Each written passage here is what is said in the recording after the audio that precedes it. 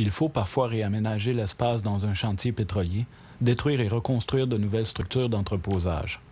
Ce réservoir doit être enlevé pour permettre la construction d'un bâtiment sur ce site. Paul Pichette et associés, conseillers en pétrochimie, proposent une façon d'optimiser la gestion de l'espace et des coûts de construction. En optant pour le déplacement d'une structure plutôt que de le détruire et en construire un nouveau, l'exploitant peut éviter des frais de remplacement considérables. Pour déplacer ce réservoir, il faut d'abord le soulever. En creusant sous la structure, on installe des étriers d'acier qui seront fixés à la base du réservoir. L'emplacement de chaque étrier est déterminé selon les dimensions et la répartition du poids à soulever. Pour conserver la structure intacte, ce réservoir sera soulevé par 35 étriers répartis également autour du bâtiment. Chaque étrier contiendra une poutre d'acier qui soulèvera la structure de terre grâce à une pompe hydraulique. Une fois les supports mis en place, on attache une ceinture horizontale tout autour du réservoir qui reliera chacun des points de levée. Cette languette d'acier fixée à un étrier permet aux poutres de rester à la verticale du sol lors de la montée du réservoir. Enfin, on installe 35 vérins hydrauliques qui soulèveront les étriers et le réservoir plusieurs pieds au-dessus du sol. Grâce à l'huile sous pression injectée par la pompe hydraulique, le vérin lèvera ou baissera l'étrier en s'appuyant sur la poutre au sol. Chaque vérin est relié au suivant.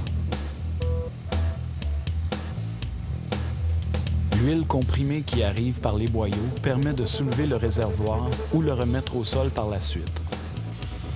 Lorsque l'huile s'accumule dans le vérin, elle pousse la tige du piston vers l'extérieur, ce qui augmente la hauteur de la pièce.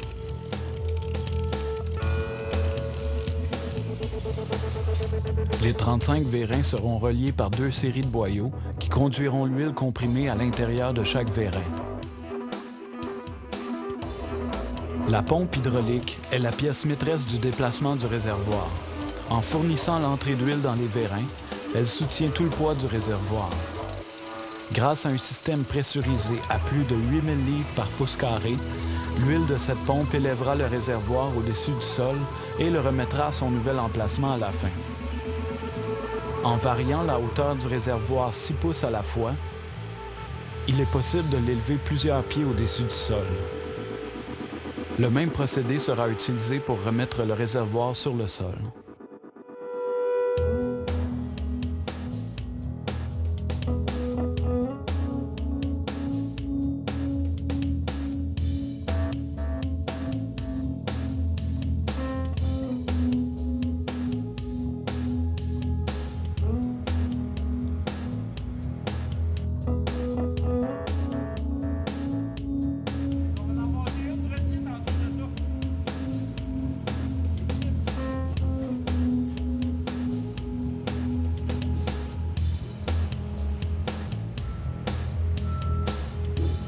Une fois le réservoir soulevé, on installe les cages de bois.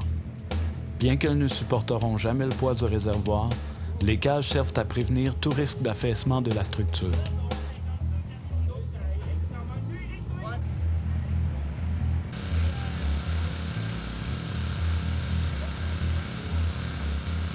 Avant de soulever le réservoir, on avait fait l'étayage à l'intérieur des parois. En redirigeant le poids du toit et du plancher vers les murs à l'aide de solides câbles d'acier, les travaux d'étayage permettent de maintenir l'intégrité de la structure. Voici les chariots qui supporteront l'édifice pendant le déplacement. En installant 6 poutres d'acier sur 4 rangées de chariots, on pourra transporter le réservoir jusqu'à son nouvel emplacement. Tout d'abord, on glisse les poutres d'acier sous la base du réservoir en les disposant adéquatement pour soutenir toute la structure. 2 traverses permettent aux 4 poutres touchant au réservoir de rester parallèles pendant la traction.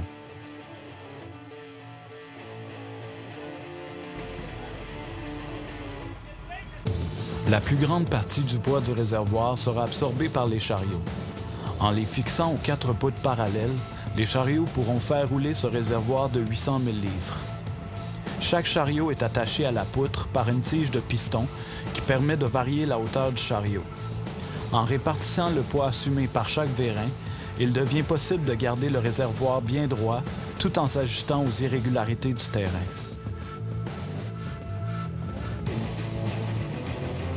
Une fois prêt à rouler, on démonte les cages de bois et puis on enlève les poutres de soutien qui reliaient encore le réservoir au sol. À ce moment-ci, tout le poids du réservoir est assumé par les chariots et par le camion qui est attaché à l'avant par la base d'acier.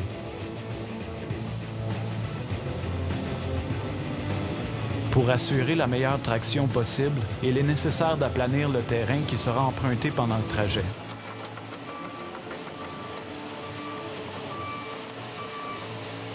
Dépendamment des conditions météo, on peut aussi préparer des rails de roche et de sable pour une meilleure adhérence des pneus du camion.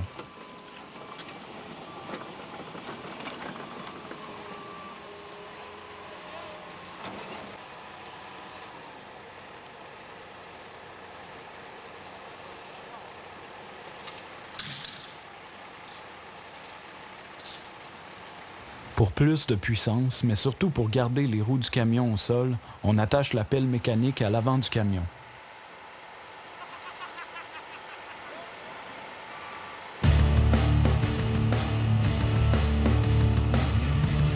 La pression sur les roues du camion est énorme.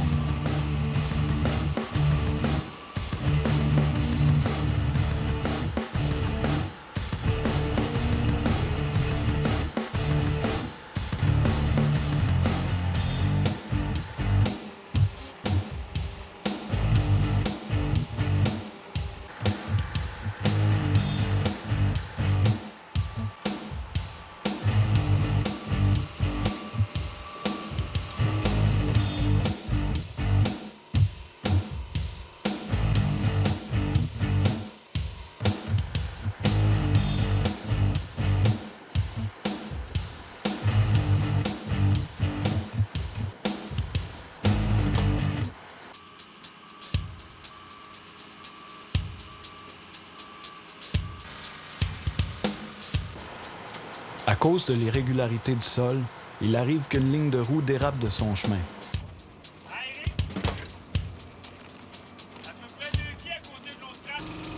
Il faut alors soulever le chariot dans les airs, replacer les roues dans la bonne direction, puis on remonte la tige du vérin pour remettre le chariot au sol.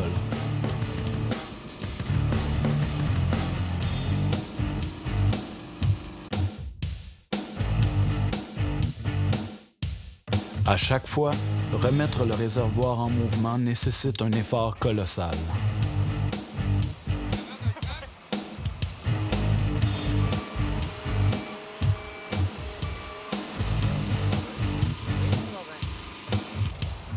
On s'apprête maintenant à tourner le réservoir sur une courbe de 90 degrés.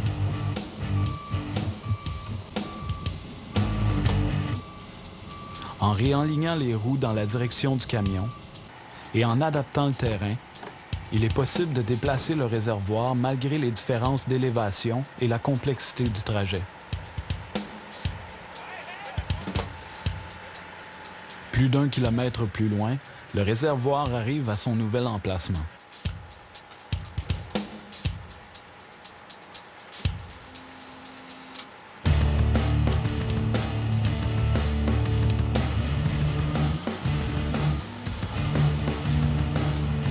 À l'inverse du départ, on remettra les cages de bois et les poutres verticales avant de finalement remettre le réservoir sur le sol.